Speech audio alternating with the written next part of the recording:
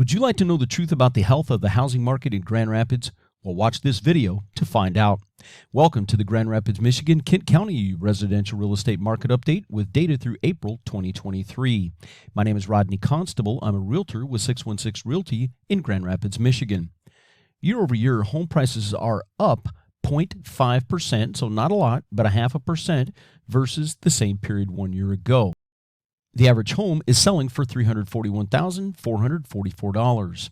When we compare that to last year's numbers, we can see that during 2022, for the first 4 months of the year, again, we're looking at the same period, right, year over year here.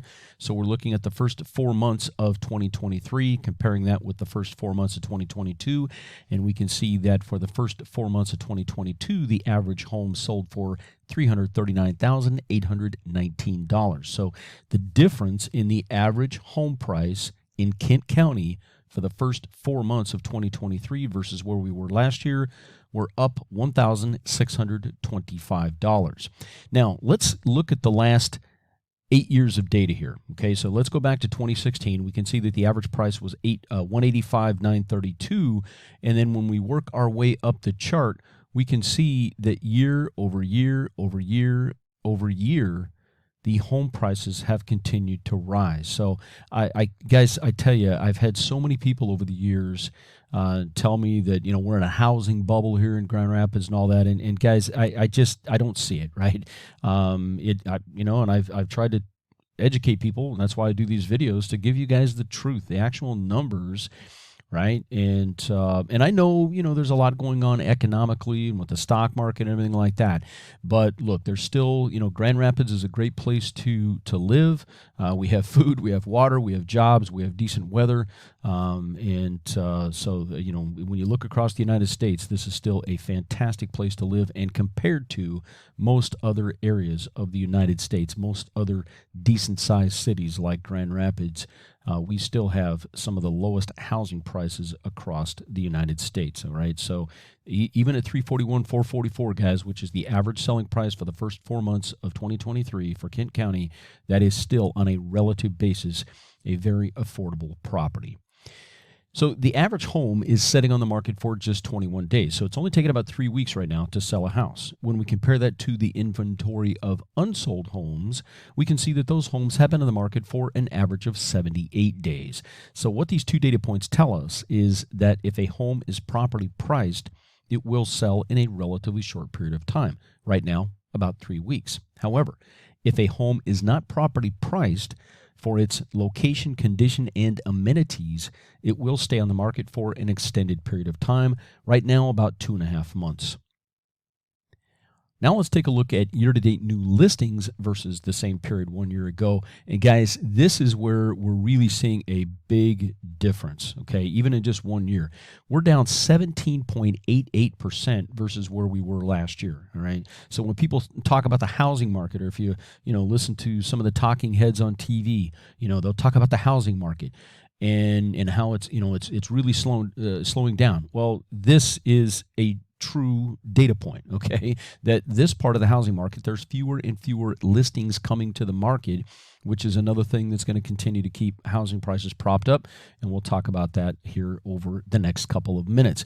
So when we look at this in a numerical format, we can see that for the first 4 months of 2023, there were 2,250 homes that were listed in Kent County. Compare that to 2022, you can see that we're down 490, guys. That's a huge drop. 490 homes, fewer homes listed in the first 4 months of 2023 compared to the first 4 months of 2022. Again, all of the data we're looking at is through the end of April. It's the most current data out there.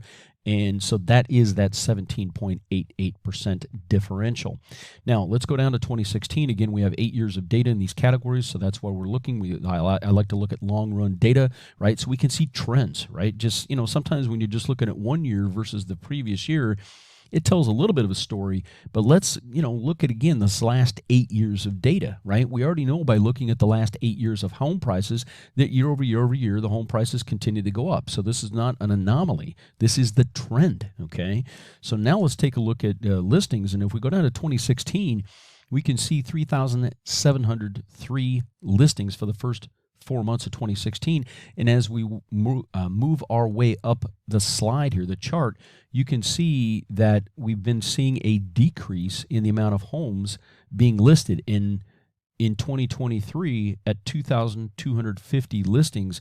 That is by far the fewest listings that we've seen during the first 4 months of any year over the last 8 years. Okay, so this is where we're seeing a contraction in the real estate market itself, is in the volume, okay, of homes coming to the market. Now, one of the issues is that a lot of people have refinanced, those people that still have a mortgage on their home, which is about 60+%, 60 to 62% across the nation of all people have a mortgage on their home. Okay, roughly 38 to 40% of homes that are owner occupied are paid for. Okay, so they don't have a mortgage. But of those people that have a mortgage, a lot of them, including my wife and I, refinanced at extremely low rates. So these, in some cases, people have a 3% or lower interest rate on their, fixed rate on their mortgage, and so now it rates at around 6.5%. People are going, oh man, I don't want to give up a 3 or 4% 30-year fixed rate mortgage and buy something, even if they want to move. They're hesitant about putting their house on the market because they are going to have to refinance at a higher rate. Okay, so that's called golden handcuffs. It's a nice problem to have that you have a very low mortgage rate right now on your current home. But if you do want to move for whatever reason, you're going to be, and if you're not a cash buyer, and there's going to be more and more cash buyers, right? Because if you're a cash buyer, it doesn't matter. It doesn't matter whether the interest rates are 3% or 6.5% or 7%. It doesn't matter, right? You're paying cash. So that's another thing to keep in mind here, guys, is that the cash buyer, okay, is actually in a better position now because there's fewer people competing for the same house. Now, there's fewer homes coming on the market, so fewer homes to choose from. But of those homes, if the cash buyer finds a home they like, they're going to be competing with fewer people because there's just not as many people, right now looking to make a change, right? Now, first-time home buyers, people forming new houses, people in their 20s and 30s that are buying their first property, those people, hey, you're just going to have to get a mortgage rate. But guys, if we go back and look, and from time to time, I will put a chart in here. I didn't do it this time, but, if we go back 15 years, we're basically at the same rates we were, 15 years ago. So to think that we're at a really high rate on the 30-year mortgage is not factual. We're just higher than where we were a couple of years ago, okay? But I want you to understand the facts. I want you to understand the truth behind the numbers here, okay, and why these things are playing out the way they are. But you can clearly see that the trend, even prior to the rise in interest rates over the last year or so, the trend was fewer and fewer listings in Kent County, which is one of those things that can, and if demand for housing continues to stay strong, and it sure has over the last 8 years, as we can see, right, rising housing prices, and we've had fewer and fewer homes coming to the market, which means that's just one of the data points, one of the, the pressure points that keeps pushing housing prices up, because there's demand for housing and there's less and less stock. There's less and less inventory to choose from if you're a buyer. So year-to-date closed transactions. Now, this is where, as they say, the rubber meets the road, okay? So we just looked at the fact that the year-to-date listings were down 17.8%, right? We looked at the numbers on that. Now we're going to take a look at the closed transactions, those houses that actually sold. And in this category, year over year, we're down 11.42%. When we look at that in a numerical format, what we can see is that for the first 4 months of 2023, there were 1,923 homes sold, actually closed, in Kent County. When we compare that to 2022, we can see there were 2,171 homes. So we have 248 fewer homes actually closed during the first 4 months of the year versus where we were last year. And then when we go down the chart, we can see even with 2022, it was the lowest closing amount that we'd seen over the last now 8 years, okay? And if you go down to 2016, 2,814 homes sold in the first 4 months of 2016. Compare that to where we're at right now, that's a difference of 891 fewer homes sold in the first 4 months of 2023 versus the first 4 months of 2016. So this is where the real estate industry itself is under pressure, right? People like myself, realtors, mortgage brokers, the title companies, anybody involved in a real estate transaction, the volume has come down. Okay, so this is the part, at least in Grand Rapids, and as they say, all real estate is local, and this is why it's important to pay attention to the local data. In this case, we're looking at Kent County, right? Because that's kind of the area I focus on. I sell homes all over all over Western Michigan, all over Michigan, but since predominantly I focus on Kent County, right, Grand Rapids and the surrounding area, so that's why we're focusing on this data, okay, that's specific to Kent County.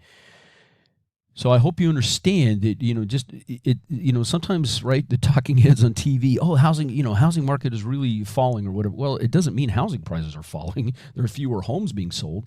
There's fewer homes being listed. There's fewer real estate transactions being done. That doesn't mean housing prices are falling. They're not falling. They're only up 0.5%, which is a much slower rate than we've seen, right, over the last few years. But we're still up 0.5% year over year on the price of a home, okay? Now let's take a look at the average months of inventory in Kent County. And this, again, is one of those data points that tells the story, all right?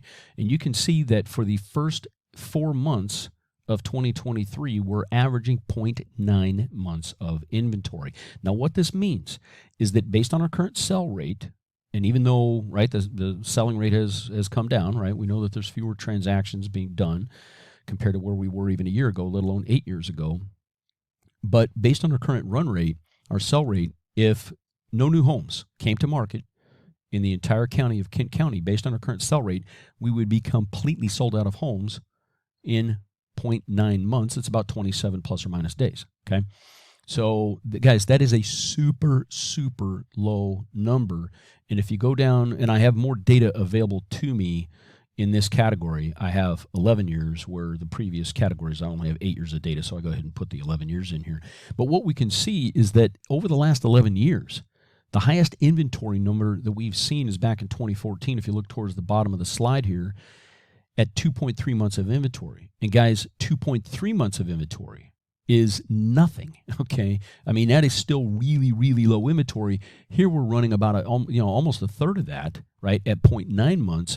And in 2021, we did have 0.6 months. We were only running about 18 days of inventory in 2021. So it has ticked up a little bit, during 2022 and so far in 2023. It's a function of how fast we're selling homes and how many homes are on the market. So you have to look at all of this data and understand how it is, how the data is ran and how you get to these numbers. But just because we've had the same 0.9 months of inventory last year and this year, from the previous slides that there's actually fewer homes being listed and fewer homes being sold than what there was even last year. So why does inventory matter? Well, as we can see here, if you have between 1 and 2 months of inventory, you probably are going to experience double-digit price appreciation on homes. And that is exactly what we have seen for many years here in the Grand Rapids area. If you're running between 3 and 4 months of inventory, you would generally experience single-digit price appreciation. If the inventory built to where you had between 5 and 6 months of inventory, this is more of a normal, balanced, or neutral market where you might experience some price appreciation, but it would more than likely be in the low single digits. And if you're under 5 to 6 months of inventory, this is considered a seller's market, and that's exactly what we have seen for many years here in Grand Rapids. If you're over 6 months of inventory, this is considered a buyer's market. And if your inventory built to between 7 and 8 months, that's when you would most likely experience single-digit price depreciation. And then if the inventory built to 9 months plus, that's when you would likely see double-digit price depreciation. So 7 to 8 months of inventory, single-digit price depreciation, 9 months plus, that's when we start to get into double-digit price depreciation. Are you looking for a realtor you can trust? If so, look no further. When you are ready, let me put my decades of sales and business experience to work for you. Call me directly at 616-258-4782 to discuss your situation or to just talk about real estate. I look forward to helping you succeed. Once again, that phone number is 616-258-4782.